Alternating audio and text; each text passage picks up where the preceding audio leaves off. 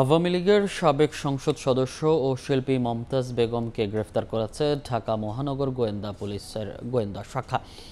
সোমবার রাত 11:30টার দিকে রাজধানীর ধানমন্ডির স্টার কাবাবের পেছনের একটি বাসা থেকে তাকে গ্রেফতার করা হয়। মমতাজ বেগমের বিরুদ্ধে হত্যাসহ একাধিক মামলা রয়েছে বলে জানা গেছে। লোকগানের জনপ্রিয় শিল্পী মমতাজ বেগম মানিকগঞ্জ 2 আসনের সংসদ সদস্য ছিলেন।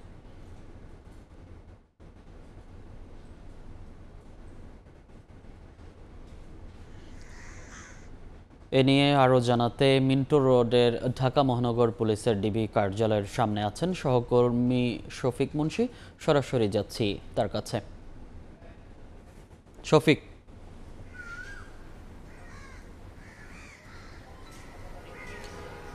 পতিত আওয়ামী সরকারের সাবেক সংসদ সদস্য মমতাজ বেগমকে রাত 11:30টার দিকে ধানমন্ডির যে স্টার কাবাব আছে তার পেছনের একটি ভবন থেকে আইনশৃঙ্খলা রক্ষাকারী বাহিনী গ্রেপ্তার করেছে বলেই ডিবি কার্যালয়ের একাধিক ঊর্ধ্বতন কর্মকর্তা আমাদের বিষয়টি নিশ্চিত করেছেন। মমতাজ বেগম কিন্তু ঢাকার মানিকগঞ্জ 2 আসনের সংসদ সদস্য ছিলেন এবং সেখানকার সিংগাইর উপজেলার যে উপজেলা আওয়ামী লীগের সভাপতির দায়িত্বে তিনি দীর্ঘদিন ছিলেন। তার বিরুদ্ধে হত্যা মামলা সহ একাধিক মামলা রয়েছে বলে আমাদেরকে জানানো হয়েছে এবং আগামীকালকে তাকে আদালতে ওঠানো হবে এবং সেখানে পুলিশ তার যে মামলাগুলো আছে তার প্রেক্ষিতে রিমান্ড আবেদন করবে বলেই আমরা জেনেছি। আমরা যেটা জানতে পেরেছি যে 2009 সাল থেকে কিন্তু তিনি আওয়ামী লীগের রাজনীতিতে বেশ সক্রিয় ভূমিকায় ছিলেন এবং তিনি নবম যে জাতীয় সংসদ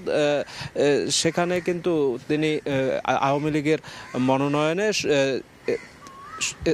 তিনি নারী যে সংরক্ষিত আসন আছে সেখানে তিনি সংসদ সদস্যের পদ পান এবং পরবর্তী এই 2 নির্বাচনে তিনি কিন্তু মানিকগঞ্জ 2 আসন থেকে আওয়ামী লীগের মনোনয়নে ভোটে নির্বাচিত হন। সর্বশেষ যে জাতীয় নির্বাচনটি সেখানে কিন্তু তিনি নিজ দলের স্বতন্ত্র প্রার্থীর কাছে পরাজিত হন বলে আমরা জেনেছি এবং তিনি কিন্তু সংসদে সাবেক যে প্রধানমন্ত্রী শেখ হাসিনার জন্য বিভিন্ন গান গেয়ে আসলে নানা সময় আলোচনা সমালোচনার জন্ম দিয়েছিলেন এবং তিনি কিন্তু এই জুলাই অভ্যুত্থানে শিক্ষার্থীদের ওপর হামলা এবং হত্যার একাধিক যে মামলা আছে সেই মামলায় দোষী হিসেবে অভিযুক্ত আছে এবং তার ব্যাপারে যথাযথ আসলে আইনি প্রক্রিয়ায় আগামীকাল রিমান্ড নেওয়া হবে বলে আমরা সর্বশেষ জেনেছি। তো এই ছিল আমার কাছে রাজধানীর ডিবি কার্যালয় থেকে এই সাবেক যে সংসদ সদস্য মমতাজ বেগম তার গ্রেপ্তারের সর্বশেষ খবর। সরাসরি যুক্ত ছিলাম ডিবি কার্যালয়ের সামনে থেকে।